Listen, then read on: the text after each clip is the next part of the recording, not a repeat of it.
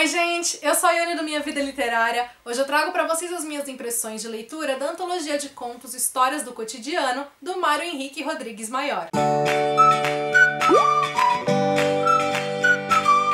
Essa antologia é composta por 21 contos, o livro tem aí menos de 150 páginas, então a gente tem contos bem curtinhos, bem rápidos de você ler, mas que ainda assim dizem muita coisa no curto espaço que eles têm para passar a mensagem. Você pode tanto adquirir o exemplar físico quanto o e-book, os links para todas as compras estão aqui no box de informações, bem como também para conhecer mais o trabalho do autor nas redes sociais. Como o próprio título indica, aqui a gente vai conhecer histórias do cotidiano. Aqui a gente vai ter contos que são mais ao estilo moderno, ou seja, que não seguem aquele estilo clássico de contar de fato uma história com começo, meio e fim, um enredo nesse sentido. O que a gente tem são instantes momentâneos, retratos de situações pontuais. A gente tem bem histórias do dia a dia mesmo, e o autor se vale delas ou para trazer algum tipo de crítica sociopolítica, para falar das diversas relações que a gente desenvolve com o outro, falar dos conflitos internos que a gente carrega com a gente. Ele tem um tom bem humorado para fazer isso tudo. Em alguns contos esse tom vai trazer um ar divertido para a leitura, em outros contos ele vai acentuar uma ironia crítica, e aí apesar desse tom que vai parecer bem humorado, o retrato que a gente tem da situação não é engraçado. Essa distinção no tom utilizado, aliás, é uma característica que vai fazer parte de toda a leitura de modo geral. Isso porque o autor vai colocar ali as situações,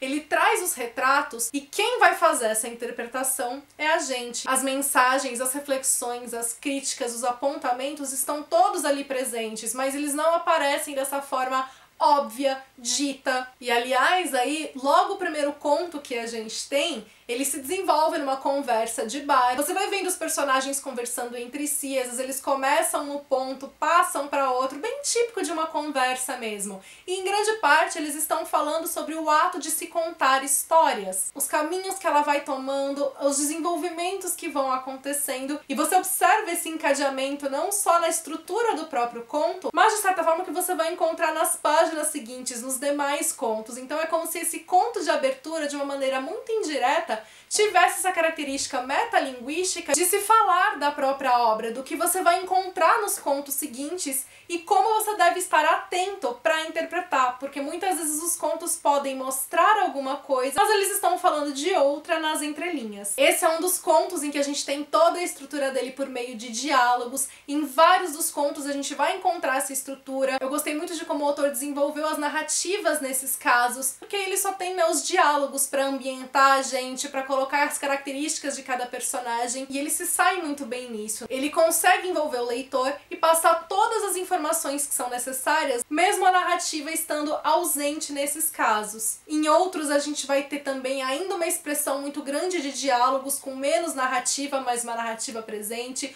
Outros em que a narrativa se expressa mais do que os próprios diálogos. De qualquer maneira, essa escrita do autor acaba dando mais agilidade para a leitura, especialmente nos contos que a gente tem mais diálogos presentes. Então, além dos contos em si serem mais curtos, eles têm também essa agilidade própria. Mas, de novo, por mais que ele tenha essa agilidade, ele não é vazio de conteúdo. Por mais que ele tenha um tom leve em alguns dos casos, ele traz camadas de significado que são mais densas. Embora a gente tenha alguns contos que são mais leves, mais divertidos, a gente tem outros que são bastante pesados. Uma das coisas que eu gostei muito de ver também como o autor desenvolveu as histórias é que muitas delas, por mais que elas estivessem cativantes, estivessem gostosas de fazer a leitura, ao longo do texto você às vezes ainda não tinha tanta certeza, né, de pra onde o autor estava indo, o que ele queria trabalhar aí. E aí quando a gente chega bem no final do conto, às vezes na última frase, é que a gente tem a reviravolta e a gente tem o gancho, que faz com que o conto tenha todo sentido, e essa última frase dá o significado para aquilo que veio antes. Então o autor tem um jeito muito hábil de conduzir o leitor em cada uma das histórias. Eu gostei muito da leitura, seja pela forma de como ela me envolveu, sejam pelas temáticas que aparecem aqui, pela forma de como o autor trabalhou essas reflexões, de como ele inseriu muito bem todas as críticas que estão presentes. Uma daquelas obras que, além de ter me agradado por si só, me deixou mais curiosa para conhecer outros trabalhos do autor. Como sempre, fico aqui esperando os comentários de vocês, com as impressões de vocês, quem ficou curioso pela leitura, quem conhece já o trabalho do autor. Aproveita, para deixar sua curtida nesse vídeo, isso ajuda demais na divulgação do meu trabalho. Pra quem é novo por aqui, seja bem-vindo, já se inscreve, ativa o sininho para não perder nenhuma notificação,